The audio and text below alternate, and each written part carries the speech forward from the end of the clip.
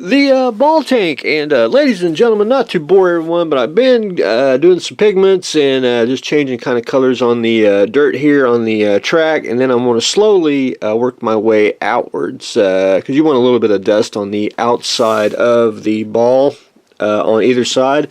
But right now I got to decide on what type of markings I want to do. So I went ahead and took some gloss varnish on the last video, and I sprayed it basically just right through here because I need to add decals. And I've decided I'm not going to do the white stripe. I'm just basically going to take a number. I'm going to take either 53, 5, 3, or 35, and I'm going to put that right there. And I'm leaning toward just a single digit. And then I want to put the unit marking on too, which I'm going to go with the polar bear. And a friend of mine, I couldn't find this decal sheet anywhere, and a friend of mine, he sent me a scan of it, because this is all I want. One or two decals of the polar bear, and then maybe a other unit marking here. But this is printed on decal paper, and I'll cut that out and put it on once I decide what number and the unit marking. But I want the little polar bear on there because most Russian tanks had. I was going to do the stripe, but I noticed everyone else was doing the stripe, and I like mine just generic, so I'm going to do a number. And I noticed most Russian tanks, they just put a number on it, my unit marking, and they went. So anyway, that's where I am on that. And then I'm going back in, and I really don't know if you can actually see it, but I'm trying to chip the little bit of chipping here and there. Try not to go like overboard, and we want to be able to have a little wear and tear, because Russian tanks were notorious for having, I want to say, muted chipping. I mean, you can see it on there, but anyway. I started with some browns, and then I'll go in with a little bit of gray, and then just a hint of a little bit of silver on there, just to, just a little bit of wear and everything. But I've been doing that just like the Gundam. If you followed along on that with the sponge, just going in and just hitting the edges and everything. But anyway, I've been trying to mirror both sides, and then I just keep going, just trying to go along here, try to get all the chips and everything on there. But anyway, I got to get the decal on before I really continue on further, so I can get that decal dried and then get everything blended and start weathering on that. But anyway, that's where I am on Mr. Ball tank.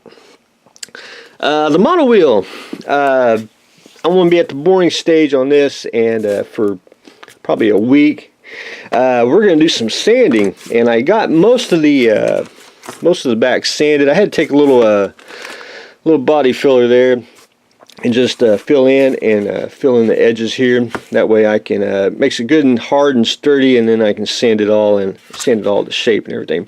I'm going to cheat on one thing here, and I did it on purpose. If you look at the mono wheel, it actually goes down a little further. Mine doesn't. Mine actually just stops. I changed it just for that. I really just wanted to keep it simple. That way it just makes life a little easier. I didn't go all the way down. Mine's just a little bit of a variant of the Shine mono wheel here. But anyway, I started sanding everything down. I just got a lot more. I got basically the bulk of it knocked down. I got to go back in and a little spot putty here and there, and just give it one good additional sanding. For the little clamp here, I did glue 2 pieces on there, and then I basically going to cut out thicker and glue it on that like that. And then it basically, I want to say, kind of bevels. You can just look by the shadow. So what I want to do is I want to glue that on there, and then I'll sand that down to a bevel. So this part here will be beveled up, and it should give the appearance of that connected. And then I want to take some styrene and fill in the gap here, and where it looks like it's clamped together around the wheel, because I assume that the middle part is a solid piece, and then the wheel, because the wheel might come off if it was actually driving. But anyway, I got to do that this week, that's pretty much boring. And then I'm kind of, I really know, there's not really a scale or plan, so I've been slowly sketching out the I guess the driver compartment which I'm either going to do a single seat or I may do a two-seater. I haven't really decided, because I think what I'm going to do is I'm going to make this 1/100 scale, and I'll show everyone in just a minute. But anyway, this is the boring. Eyeballing it here, you know, trying to get the basic shape, and then once I get the basic shape, I'll cut everything out and do the same thing like I did here. I'm going to make that a separate piece and that a separate piece, and you know, glue that on, and glue the little I don't know, guard there, and then the rest of it just be sanding, and then adding a little bit of detail and scribing panel lines and all that. But anyway, I decided I think I'm going to go with 1/100 scale, because you have to forgive me on the I only found 3 pictures of the actual model. Well, someone actually made it very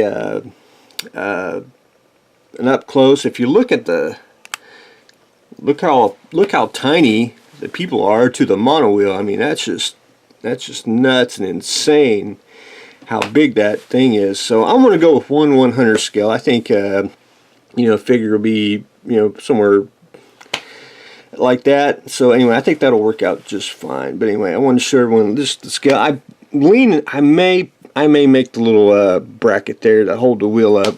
I haven't really decided, but we'll get to that point once we get the basic construction of the mono wheel done. But anyway, so pretty much settling on 1/100, and then we will continue on. But anyway, that's what I got going on today.